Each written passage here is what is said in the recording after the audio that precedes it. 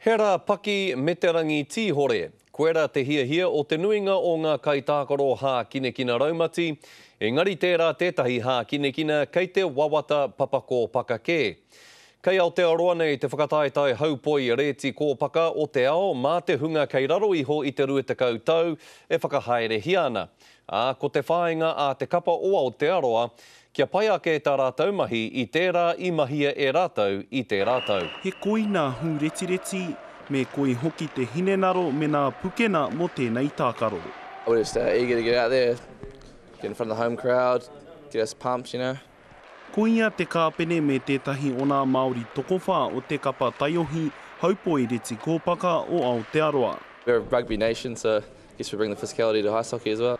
Kei te whakapapa o te whānau Freya te koingo kia eke panuku i tēnei tākaro. We get to go overseas all the time, but coming back home playing on a rink, we've played in 1,000 games and it's just awesome. A te pōnei ka tūtaki te kapa nei kia purukāria. I te rātau i hina ia rātau a purukāria i Mehiko.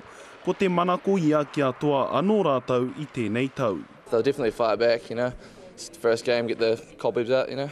I te tau 2008 i toa ia rātau te mētara kaura o te whakataetai nei. Heoi, i te rātau herereke te kōrero, ka tau te puehu a te rātapu, ko te wawata e tū tonu ana te tīmanei.